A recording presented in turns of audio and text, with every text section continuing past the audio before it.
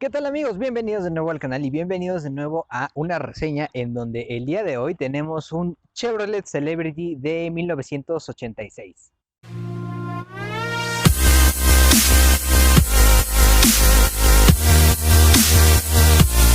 Antes de comenzar el video me gustaría hacer una aclaración y es que el Celebrity que probamos en esta ocasión es un Celebrity del mercado estadounidense. Me refiero a él como si fuera un vehículo nacional durante todo el video porque el propietario me explicó que era importado hasta el final del video.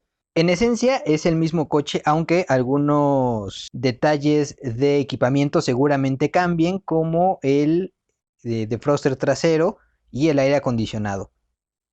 Habiendo aclarado esto, sigamos con el video. Como siempre, para empezar vamos a hablar un poco de historia y en general vamos a hablar de la plataforma A de Chevrolet, que fue en la que se desarrolló este Celebrity, el Cutlass y el Century, que fueron los modelos que conocimos en México, aunque en Estados Unidos y en otros mercados también se ofreció una versión de Pontiac llamada el Pontiac 6000. El Celebrity se presenta en 1982 como reemplazo del Chevrolet Malibu en el segmento de los coches medianos.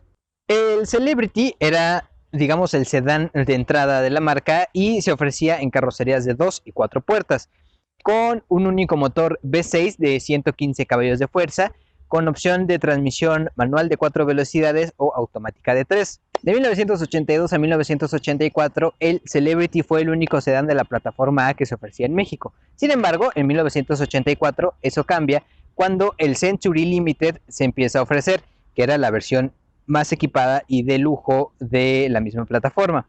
En 1985 se presenta el Century SS, que era una versión, digamos, un poco más de lujo, pues solo se ofrecía en carrocería de 2 puertas, con el mismo motor V6 y únicamente transmisión automática. Este auto es especial porque fue único del mercado mexicano. Sin embargo, el Century SS solo se ofrece durante 1985 y para 1986 lo reemplaza el Celebrity Eurosport, que era una versión del Celebrity sin tanto cromo y únicamente ofrecido en carrocería de 2 puertas con el motor 2.8. También en ese año, en 1986, y a manera de celebración por los 50 años de Chevrolet en México, se presenta el Century El Dorado. Era muy similar al Century Limited que se había ofrecido hasta entonces, sin embargo fue el primero de la plataforma A en México que se ofreció con asientos en tipo piel y un techo forrado en vinil también.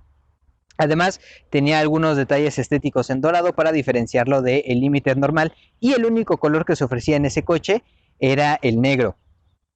Ese también fue un modelo especial del mercado mexicano que no se ofreció en ningún otro.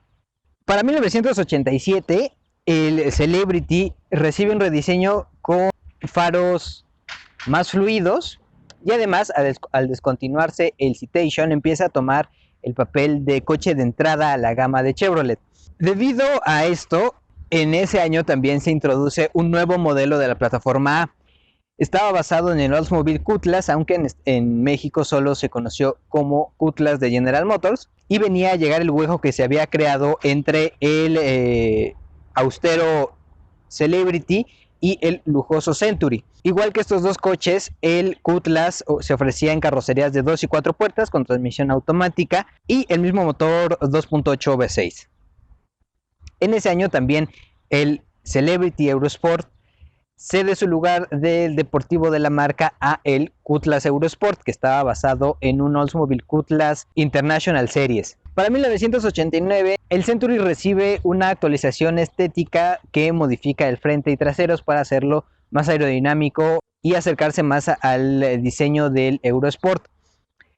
En 1990, el Celebrity desaparece y cede su lugar de coche de entrada de la marca americana a el Cavalier. La plataforma A continuó su historia hasta 1996 con el Eurosport y el Century Limited, que representaban opciones de una gama más alta que el Cavalier.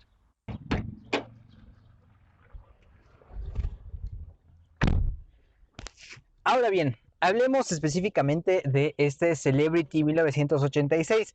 Fue el último año de este sedán antes de su rediseño, y al igual que todos los autos de esta época podemos encontrar formas en el tablero bastante cuadradas, bastante simplificado todo.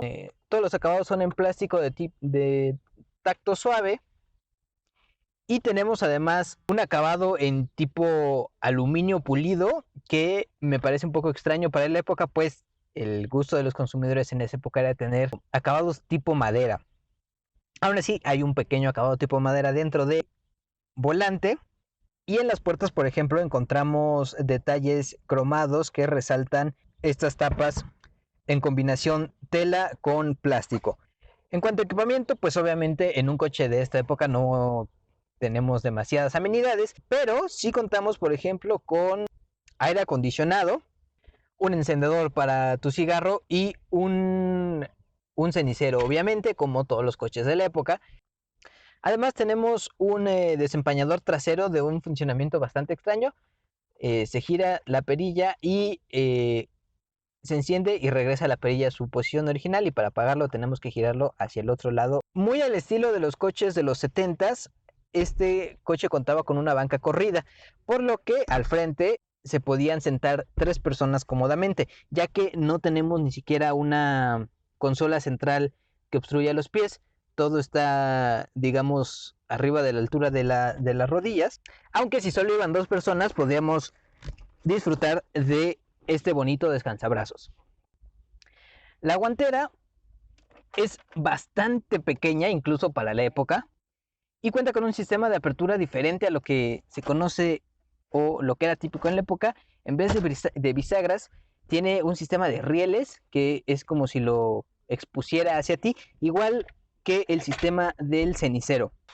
El tablero de instrumentos estaba dominado por el velocímetro, que tiene esta disposición horizontal, muy típico de los 80s, y fuera de eso no tiene otros indicadores de aguja. Para voltaje y temperatura del refrigerante solo tiene luces de advertencia que pues se encienden cuando ya las cosas están muy mal, y además de eso tiene algunas otras indicaciones con luces.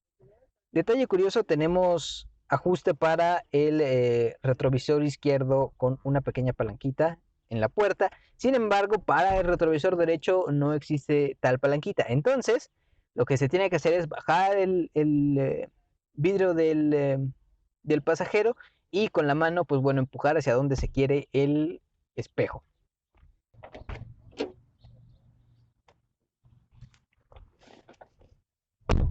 En la parte de atrás encontramos el mismo tipo de acabados que al frente, con algunas partes en vinil y la mayoría en una tela que es bastante suave y de buen tacto.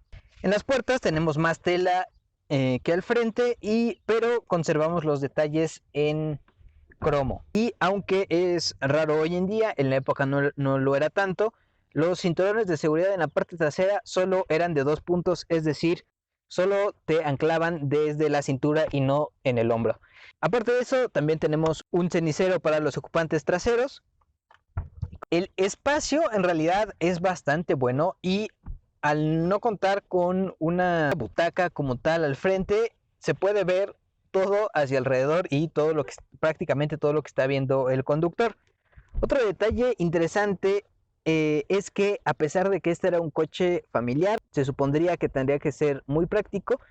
La banca de atrás o el respaldo trasero no se abate para permitir que en la cajuela entren objetos más largos. Bien, debo de confesar que estoy un poco emocionado porque es la primera vez que manejo un plataforma A. No es la primera vez que me subo, ya en alguna ocasión me tocó viajar en un Eurosport de 92, 93, alguna cosa así. Pero manejarlos, la verdad es que nunca lo había hecho. La marcha es típico de lo que uno se podría esperar en un auto americano de los 80s. Suave, la suspensión absorbe la mayoría de las imperfecciones en el camino. La dirección más bien vaga, no es que comunique con mucha fidelidad lo que está pasando con las ruedas delanteras, y típico de los coches americanos, tiene un centro bastante vago. Me Recuerda al Chrysler New Yorker 86 que manejé hace algún tiempo. En cuanto a la dirección, eso sí, la respuesta del motor es mucho más lineal que la del 4 cilindros turbo de Chrysler, obviamente. Pese a que es un 2.8, digamos, es un V6 relativamente pequeño. Suena a que fuera un motor más grande. La caja automática de 3 velocidades, la verdad es que no hace nada por esconder el peso de este auto. Los cambios son largos, los hace de buena manera, no es que sean lentos, pero alarga las revoluciones del motor y hace que el coche no se sienta pues ágil. Obviamente no era un coche que en ningún momento lo hubieran pensado como un coche ágil, pero ese retardo, digamos, de la caja hace parecer que es un coche más grande de lo que en realidad es. Y en esa nota vamos a dejar por aquí el video. Como siempre, muchas gracias por verme. Si quieren ver más videos de este tipo, les sugiero que se suscriban al canal y me regalen un like, un comentario o que lo compartan con sus amigos. Muchísimas gracias por verme. Nos veremos en un próximo video y hasta entonces.